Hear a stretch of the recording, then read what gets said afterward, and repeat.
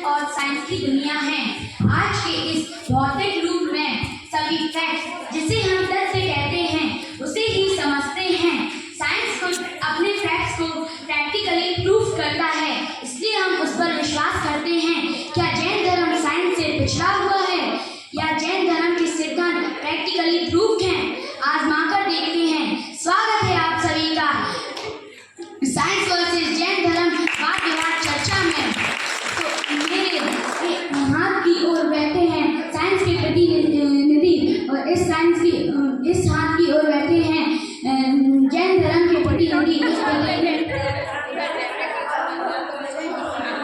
इस हाथ की ओर बैठे हैं जैन धर्म के प्रतिनिधि और इस हाथ की ओर बैठे हैं साइंस के प्रतिनिधि।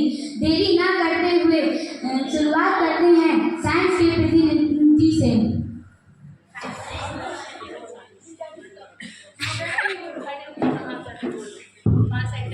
जैनेन्द्र वैदिक धर्म की साइंस से तुलना की ही नहीं जा सकती। साइंस के पास फैक्ट के पीछे लॉजिक और थ्योरम्स होते हैं। धर्म के पास सिर्फ और सिर्फ अंधविश्वास है। धर्म के सिद्धांतों में लॉजिक कहाँ? आइए शुरुआत करते हैं आपके सोले के वस्त्रों से। आप लोग कपड़ों का इतना आडंबर करते हैं, मंदिर जाओ तो सोले के वस्त्र पहनो, अभिषेक करो तो सोले के वस्त्र पहनो, महाराज को आहार दो तो सोले के वस्त्र पहनो। आप इतना छू छू करते रहते हैं, इसका लॉजिक कहाँ? आपको पता नहीं क्या देश में पानी की समस्या हो रही है और आप कपड़े धो धो के पानी बर्बाद कर रहे हैं। धन्यवाद।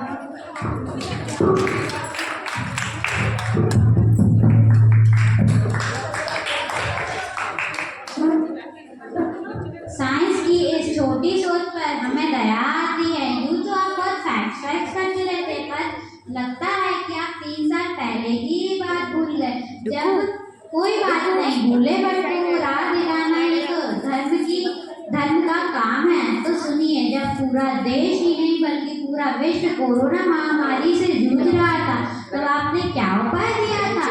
Social distancing. इसमें लोगों को दुकान, गली, स्कूल, ऑफिस में लोगों को एक दूसरे से 1 फीट की दूरी रखने को कहा गया था। ऐसा क्यों किया आपने? इसके पीछे का लॉजिक याद है आपको? तो मैं बताती हूँ। जो कोरोना वायरस था वह छूने से फैलता था, और आपने जो कोरोना वायरस के लिए सोशल डिस्टेंसिंग का सहारा लिया, ठीक उसी तरह अन्य छोटे छोटे बैक्टीरिया होते हैं जो कोरोना वायरस की तरह हानिकारक तो नहीं पर हानिकारक अवश्य होते हैं। हमारे निर्ग्रंथ मुनि जो रोग हो जाने पर अस्पताल नहीं जाते, उनकी सुरक्षा की दृष्टि से हम उन्हें सोले के वस्त्रों में आहार देते हैं, ताकि हमारी वजह से उन तक कोई अशुद्धि ना पहुंच पाए और उन्हें कोई बीमारी ना हो जाए। और हमारे जो पूजने योग्य जिन बिंब, जिन मंदिर आदि स्थान हैं, वे अति पवित्र स्थान हैं। वहाँ पर हम अपनी गंदगी कैसे ले जा सकते हैं? हम वहाँ पर अपने पापों की गंदगी धोने जाते हैं, वहाँ अपने शरीर की गंदगी लगाने नहीं। इसलिए हम धर्म की क्रियाओं शुद्धि का विशेष ध्यान रखते हैं। जय हिंद।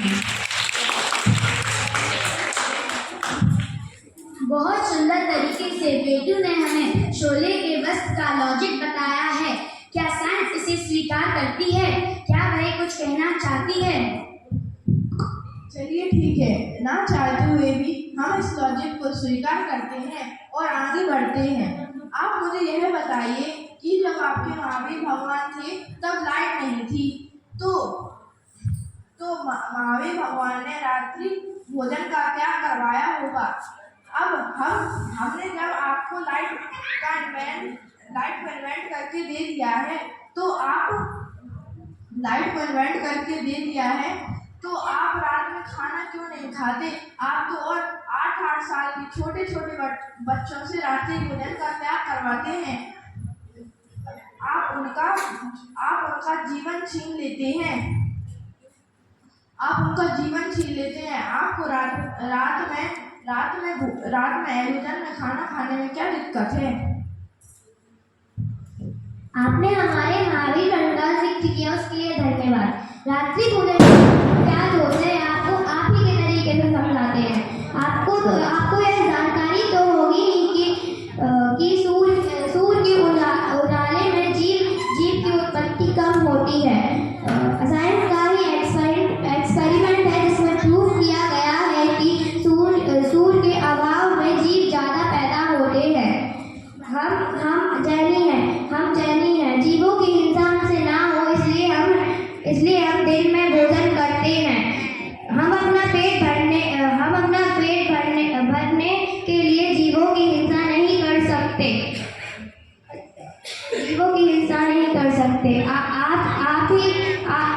मोटापा, blood sugar, blood pressure, diabetes, cancer, आप ही ने बताया था कि आदमी बीमारियों का घर बन जाता है। रात में भोजन करने से बीमारियां उसको घेर लेती हैं। रही बात बच्चों की, तो जैन धर्म उनका बचपन नहीं छीनता, बल्कि उनके छोटे छोटे संस्कारों द्वारा उनके भविष्यों का निर्माण करता है, ताकि वह जाकर सिद्धालय में वास करें। आप जो समाज की चिंता करके हमें पानी बचाने का उपदेश दे रहे हैं, आप ही क्यों नहीं रात की बिजली बचा ले सुबह भोजन करके। बहुत अच्छी तरह से मेहू ने हमें रात्रि भोजन त्याग करने का लॉजिकल कारण बताया है। ज़्यादा फैक्ट्स और लॉजिक जैन धर्म के पास हैं।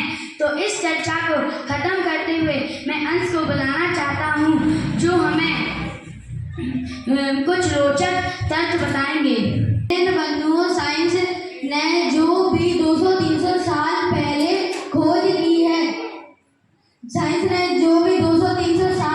खोज की है, उनका वर्णन जैन धर्म में अनादि से पाया गया है। हमारे आचार्यों ने हम पर कृपा करके यह सब शास्त्रों में लिखा हुआ है। बड़ी से बड़ी ऑक्सफोर्ड, स्टैनफोर्ड जैसी यूनिवर्सिटी हमारे शास्त्रों पर रिसर्च कर रही है, और हम हैं एक जो इनका मतलब नहीं समझ पाए। उनमें से एक तत्व पर मैं रोशनी डालता हूँ। सर्वप्रथम पेड़ पौधों में जान होती है। साइंस को यह भी नहीं पता था। 90s में एक वैज्ञानिक जगदीश चंद्र बोस एक जैन धर्म की सभा में बैठा था। उसने वहीं से सुना कि वनस्पति का एक जीव होता है। वह अपनी लैब में प्रूव करने चला गया। उसका प्रयास सक्सेसफुल रहा। साइंस ने तभी से पेड़ पौधों को जीव मान लिया।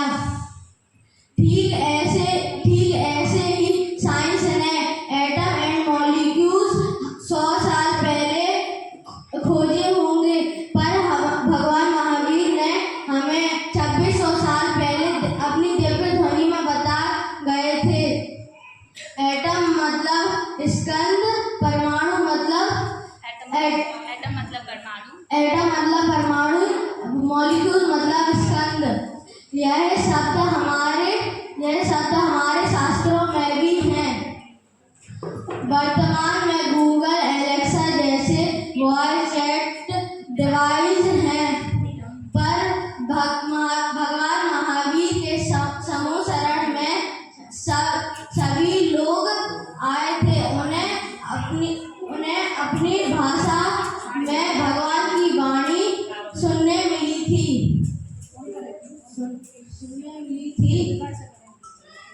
सुनने में वैसे ही 100 साल पहले हवाई जहाज बना 100 साल पहले हवाई जहाज बना था। हमारे शास्त्रों में विद्याधर की चर्चा में भी आकाश में गमन किया जा सकता था। धन्यवाद।